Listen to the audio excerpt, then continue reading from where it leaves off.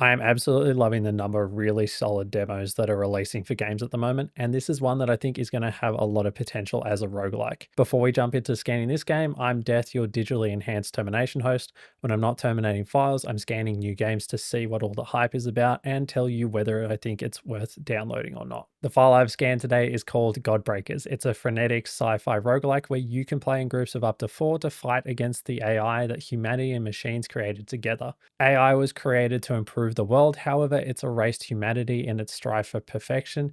Now it threatens the planets, stars, and the sun itself. Now, just to note, this is only the scan of the demo for Godbreakers, so there is still a lot to be experienced, but let's get what into works well. The fast paced and customizable combat is a standout for me.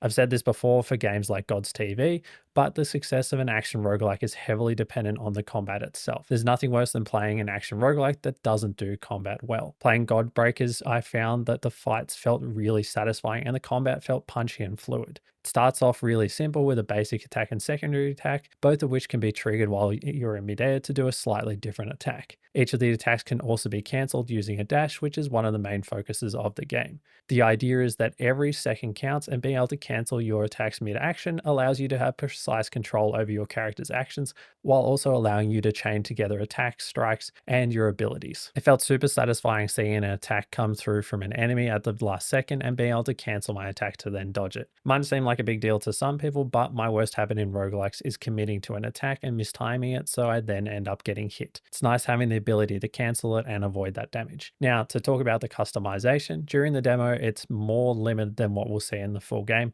However, I played as 2 different archetypes, each which had their own stats, weapon, and ability, just changing how you played. The initial archetype was the Lancer, who is a bit more of an all-round DPS with even stats across the board. Use your lance to deal consistent damage while also being able to use your ability to hit a flurry of strikes. Meanwhile, the second archetype was the Pillar, having more health and power while carrying around a pillar to do damage. Your ability was focused on doing AoE damage and providing a shield to yourself and your allies when it lands a hit. Each archetype has multiple abilities to pick from that will provide different benefits to you and your team. Within each round, you'll also get fragments that will give you different buffs or abilities to use, meaning every run will feel different based on what you and your friends picked. I loved every minute of the combat, and I added a couple of extra runs on after I had already unlocked everything to really get a feel for it, and it impressed me how clean it felt while also being something quite intense at times. Now, the part of the gameplay that was the most unique and interesting to me was the power absorption system.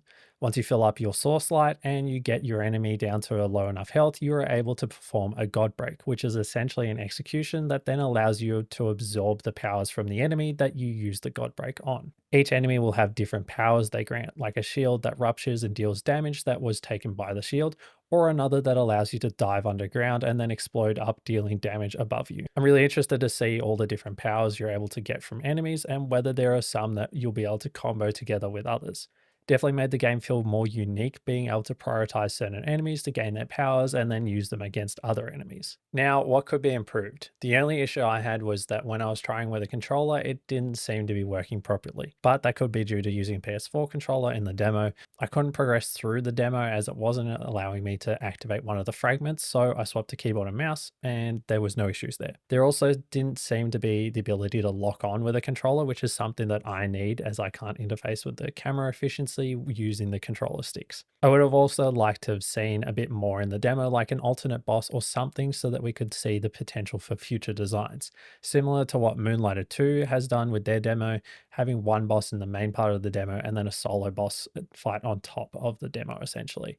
At the end of the day, that's just my personal preference, though, to see more of what we can expect in the future. So, what's the verdict for this? Should you download or delete? If you enjoy fast-paced roguelikes similar to Risk of Rain or Gunfire Reborn, then this is going to be up your alley and is something that I would recommend you check out. The combat felt really satisfying, while the world design also had some intrigue and mystery to it, while also looking really clean. The full game is releasing in 2025, so go check out the Steam page in the description and add it to your wish list if you think it's something you might want to play in the future. That is the game scan for God Breakers done. Hope to see you in the next one.